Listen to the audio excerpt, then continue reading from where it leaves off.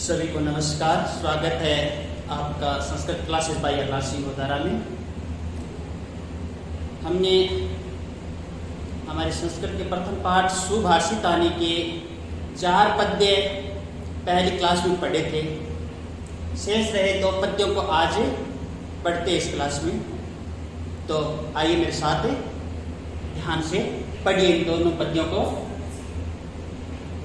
धान्य प्रयोगेषु विद्याया संग्रहेषु च आहारे व्यवहारे च त्यक्तलज्ज सुखी भवेत्।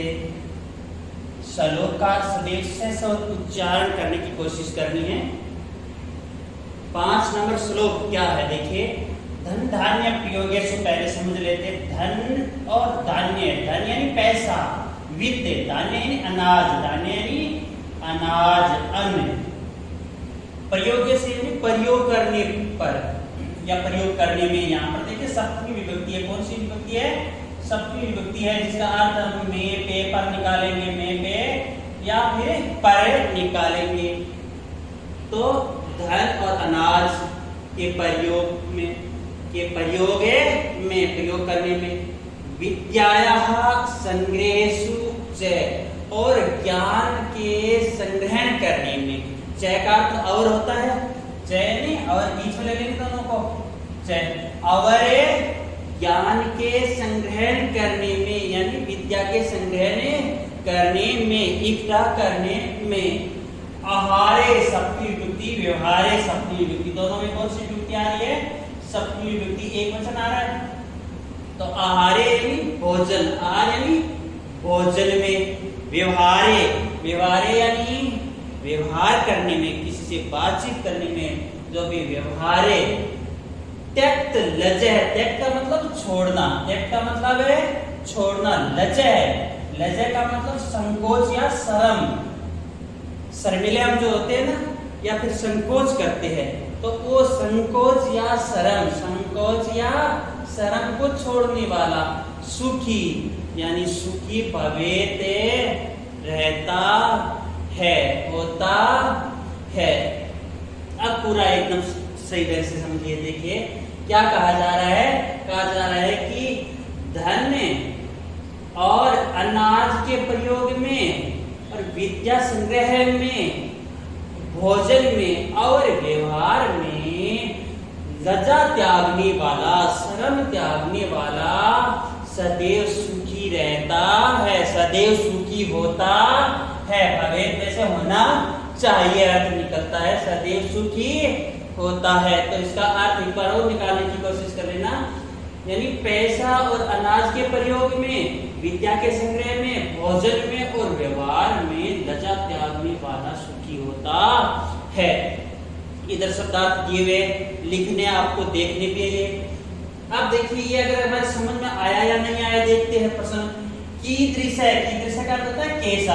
कीदृश यानी कैसा मनुष्य सुखी भवेत्, कैसा मनुष्य सुखी भवेत्। तो हम क्या कर देंगे भाई, कैसा मनुष्य सुखी होता है? धन धान्य प्रयोग, सॉरी कैसा मनुष्य प्रथमा में है, सॉरी कैसा मनुष्य होगा सुखी, ये त्यक्त लज्ज है मनुष्य सुखी भवेत्। क्या उत्तर आ जाएगा इसका? त्यक्त लज्ज है। क्या आ जाएगा? त्यक्त लज्ज है।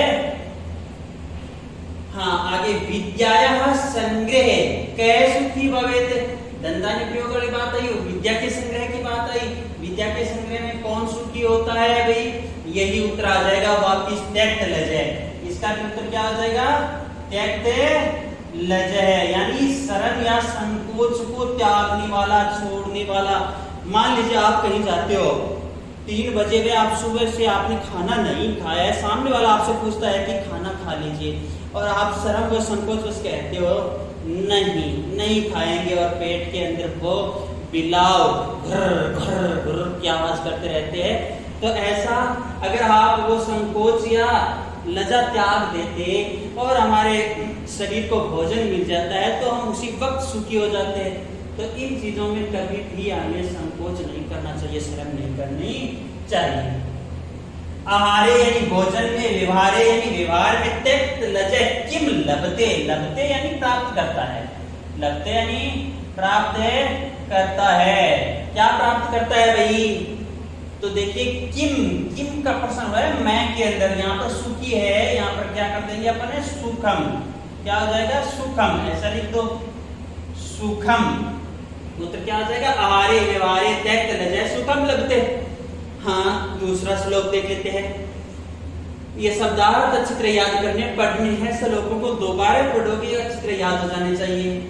तो 6 नंबर श्लोक क्या कह रहा है, मैं देखिए 6 नंबर कह रहा है क्षमा वशीकृति लोके क्षमया किमने साध्यते शांति खड्ग करे यस्य किम करिष्यति दुर्जने।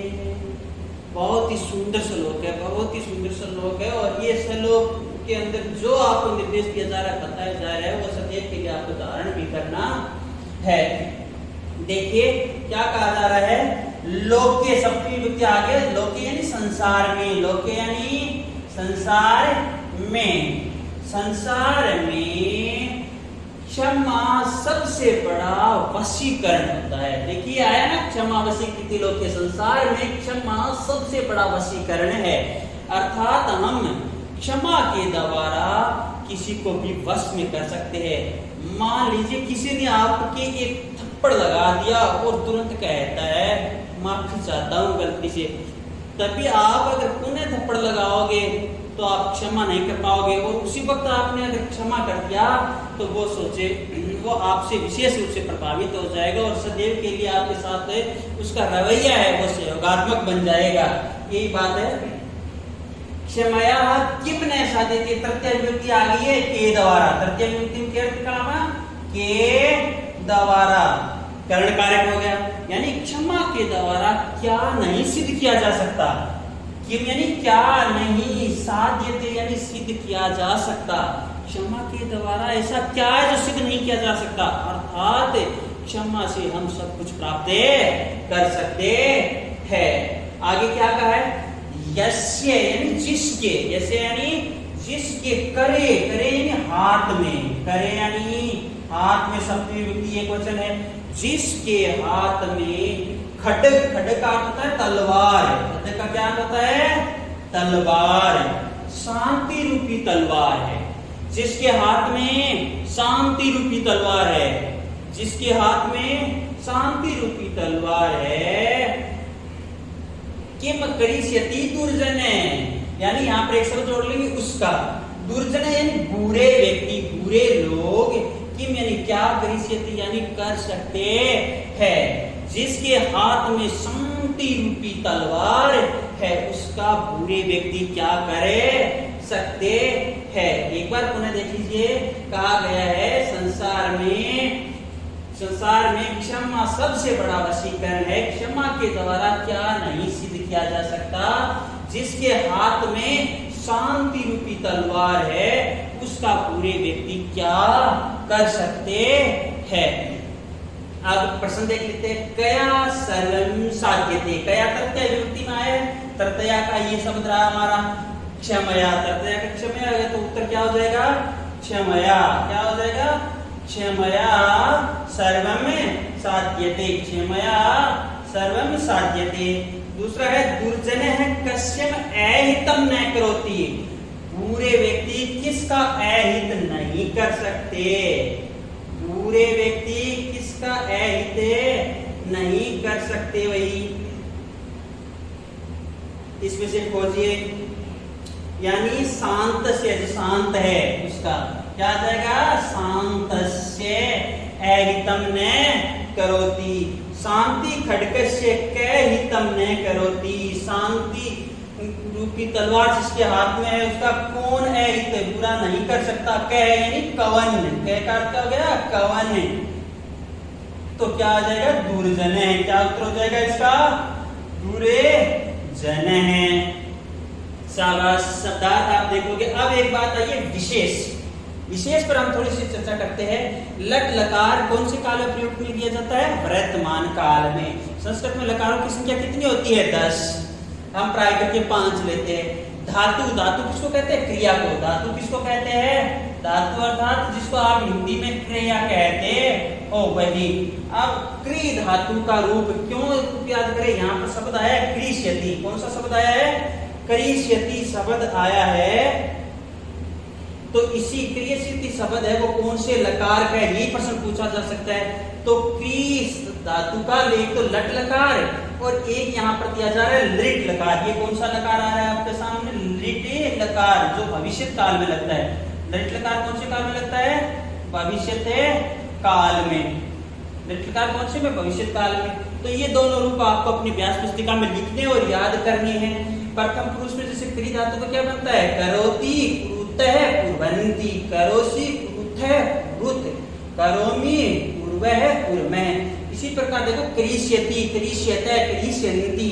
यहाँ पर आया कि क्रिष्यति। आपसे पूछ लिया जाए क्रिष्यति शब्द है, इसके अंदर कौन सा लकार है? तो आपका उत्तर क्या होगा? लिट लकार है। आपसे पूछ लिया जाए कि क्रिष्यति शब्द के अंदर पुरुष कौन सा है? तो आपका उत्तर क्या होगा? प्रथम पुरुष। यहाँ पर लगा लोगे प्रथम पुरुष, मध्यम पुरुष, उत्तम पुरुष।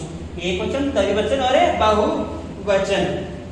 अब आपसे पूछ लिया जाए क्रिष्यति में वचन कौन सा है? तो एक है वचन। इसलिए ये पूरा अच्छी तरह से आपको याद करना है। अब इसके हल करते हैं अपने अभ्यास प्रश्न। अभ्यास पहला प्रश्न सहस्रवाचक वाला, जैसे दूसरा श्लोकों का मिलान वाला हो जाएगा। ठीक है, इससे पहले अगर आपने चैनल को सब्सक्राइब नहीं किया है तो सब्सक्राइब कीजिए और चैनल को अधिक से अधिक विद्यार्थियों तक शेयर भी कीजिए ताकि वो भी लाभ उठा सके।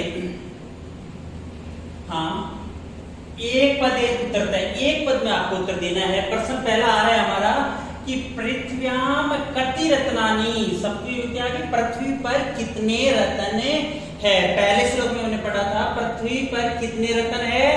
त्रीणि, तीन रत्न। पृथ्वी पर तीन रत्न। दूसरा है मूढ़े कुत्र रत्न संज्ञा विद्यते। मूढ़े यानी मूर्ख लोग, मूर्ख लोग है वो कहाँ रत्न संज्ञा जानते हैं, मानते हैं? तो पाषाण खंडेषु, पत्थरों के टुकड़ों में। पाषाण खंडेषु। पृथ्वी केन धार्यते? पृथ्वी सत्येन धार्यते। कहीं संगतिम कुर्वती, संगति किसकी करनी चाहिए हमें? सद्भि, सज्जन लोगों की। लोके वशीकृति का, संसार में वशीकरण कौन करती है? क्षमा।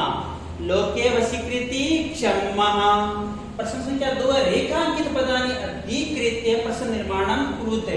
यानी जिन पदों के नीचे रेखा है उन पदों को आधार करके प्रश्न बनाने। आपको यहाँ पर इधर जो दिए गए हैं वो उत्तर है, उत्तरों से प्रश्न बनाने हैं।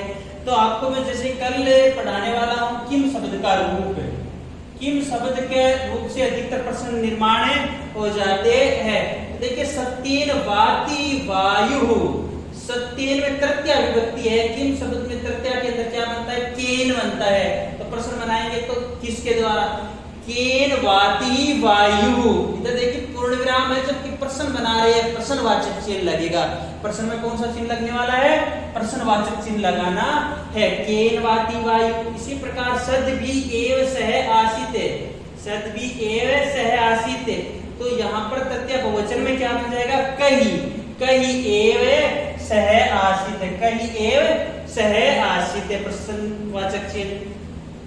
वसुंधरा बहुरत्ना भवति, वसुंधरा बहुरत्ना भवति। वसुंधरा यानी का, स्त्रीलिंग है, इसलिए किम शब्द का प्रथमा एकवचन रूप बनेगा का बहुरत्ना भवति। विद्याया संग्रहेषु त्यक्त लजयसु की भवेत्। विद्याया षष्ठी विभक्ति में है तो क्या कर देंगे अपने? कस्या, क्या कर देंगे? कस्या संग्रहेषु त्यक्त लजयसु की भवेत्। प्रश्नवाचक है चिह्न। आगे सद भी मैत्री कुरुत, मैत्री के नीचे रेखा खींची है तो मैत्री को मान करके बनाएंगे काम। सद भी काम कुर्वीत। प्रश्न निर्माण हो गया। आगे प्रश्न नाम उत्तराणी लिखित। अब यहाँ पर वो तो एक पद में उत्तर देने थे आपको और यहाँ पर आपको पूर्ण वाक्य में उत्तर देने हैं। पुत्र विषम में न कर्तव्य, यानी हमें कहाँ पर आश्चर्य नहीं करना चाहिए। दाने तपसी शौर्य विज्ञानी विनय नये चह विषम न कर्तव्य। पृथ्व्याम त्रीणि रत्नानि कानि, पृथ्वी पर 3 रत्न कौन कौन से है वो बात आ रही है। पृथ्व्याम जलम अनम सुभाषितम च त्रीणि रत्नानि, त्यक्त लजः कुत्र सुखी भवेत्, धन धान्य प्रयोगेषु विद्याया संगेषु आहारे व्यवहारे च त्यक्त लजः सुखी। देखिए मंजूषात पदानी चित्वा लिंगानुसार हम लिखते हैं। चित्वा यानी चूर्ण कर, चित्वा यानी चूर्ण कर, मंजूषा का अर्थ है सारणी। सारणी में से आपको पदों को चुन करके लिंग के अनुसार, हमारे संस्कृत में कितने लिंग होते हैं, 3 लिंग होते हैं। तीनों लिंगों में अलग अलग जो शब्द आएंगे उनको लिखने हैं आपको। अब पुल्लिंग के शब्द कौन कौन से है। पुल्लिंग का पहला शब्द हमारा आ गया सुखी, कौन सा आ गया, सुखी आ गया। दूसरा हमारा आ गया वहनी, कौन सा आ गया, वहनी। और तीसरा हमारा पुल्लिंग का शब्द आ गया रवि, क्या आ गया, रवि। इन 3 शब्दों में है पुल्लिंग। आप स्त्रीलिंग देख लेते हैं। स्त्रीलिंग में कौन कौन से शब्द आ रहे हैं आपके। एक तो आ गया वसुंधरा, वसुंधरा के अंदर स्त्रीलिंग हो गया। दूसरा आपका आ गया पृथ्वी, क्या आ गया, पृथ्वी आ गया। तीसरा आपका आ गया संगतीम, कौन सा आ गया, संगतीम। अब अपन देख लेते हैं नपुंसक लिंग। नपुंसक लिंग में कौन कौन से शब्द आ गए, रत्नानी, कौन सा आ गया है हमारा, रत्नानी आ गया। और रत्नानी के बाद नपुंसक लिंग के अंदर कौन सा आ गया, सत्येन आ गया, सत्येन आ गया। सत्येन के बाद कौन सा आ रहा है हमारा, अन्नम आ गया। ये हो गए लिंगानुसार। अब अगला प्रश्न है अधोलिखित पदेषु धातुएं के सन्ति, नीचे लिखे गए पदों में धातु कौन सी है। अध यानी नीचे, नीचे लिखे गए। जैसे पद दिया है आपका करोति, करोति में धातु क्या होती है, प्री धातु होती है। पश्य, पश्य में धातु क्या होती है, दृश्य धातु होती है। कौन सी होती है, दृश्य धातु होती है। भवेत, भवेत में कौन सी धातु होती है, भू धातु होती है। तिष्ठति, तिष्ठति में कौन सी धातु होती है, स्था धातु होती है। कौन सी होती है, स्था धातु होती है।